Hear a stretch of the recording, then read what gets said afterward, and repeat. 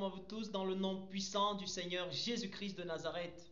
Je bénis le Seigneur Jésus qui me permet d'être là pour parler à nouveau de sa part.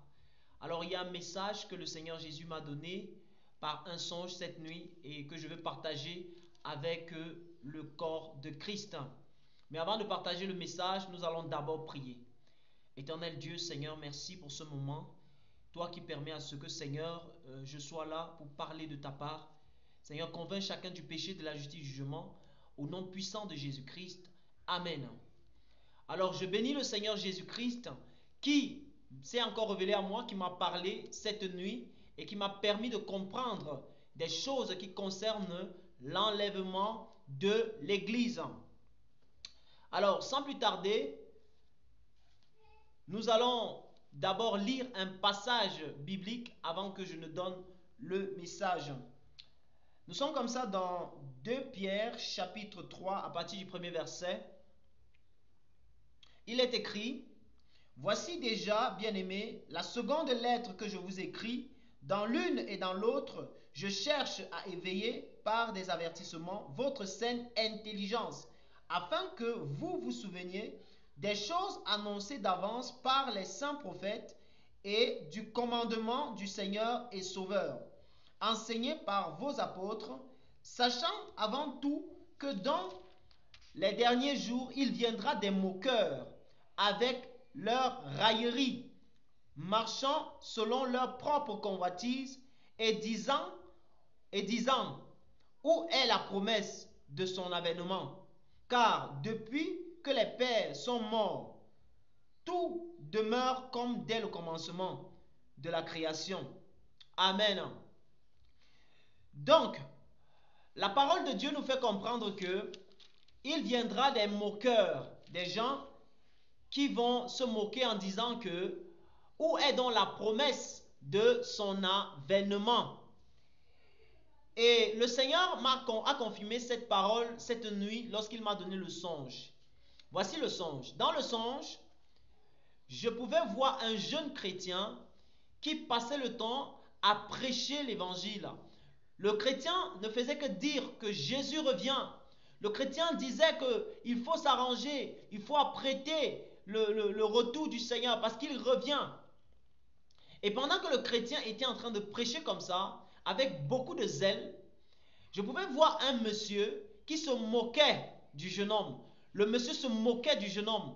Le monsieur était en train de penser du mal de ce jeune homme.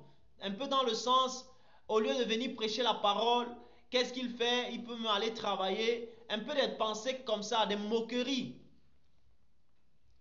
Et le jeune homme, lui, ne faisait que prêcher la parole. Il prêchait le retour du Seigneur Jésus-Christ. Et puis, le Seigneur m'a montré comment devait se passer son retour.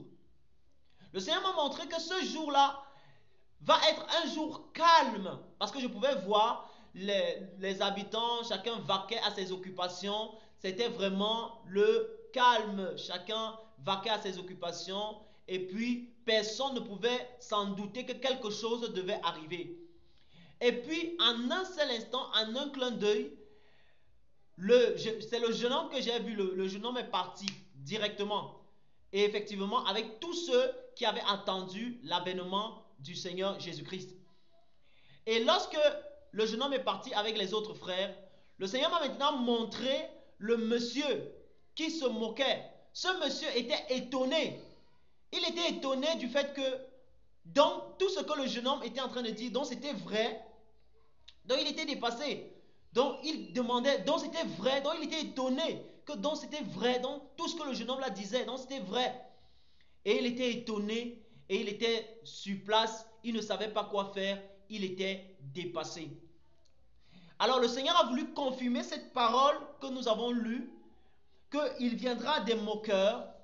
Il y a des gens qui se moquent de la parole de Dieu. Dans ce songe, le Seigneur m'a montré deux catégories de personnes.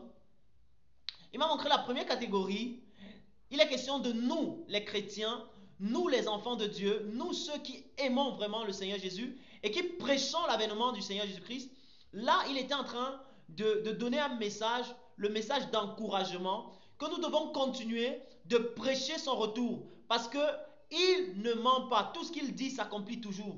Tout ce que le Seigneur Jésus-Christ a dit, c'est toujours accompli. Et nous devons continuer de prêcher la parole du Seigneur. Nous devons continuer de prêcher le retour du Seigneur Jésus-Christ. Maintenant, il y avait une autre partie, la partie des moqueurs.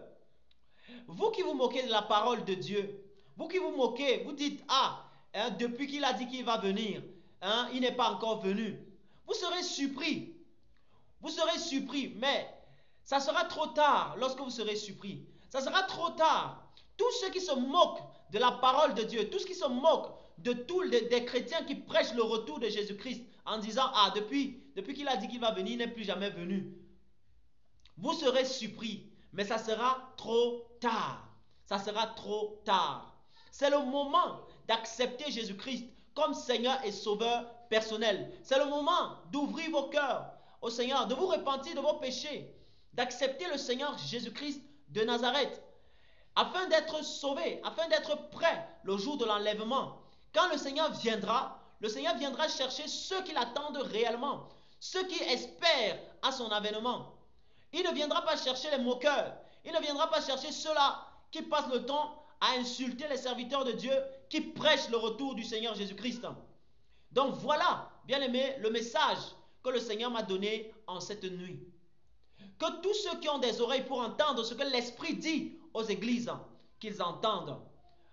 Voilà la parole de Dieu. Que le Seigneur vous bénisse tous au nom de Jésus-Christ de Nazareth. Amen.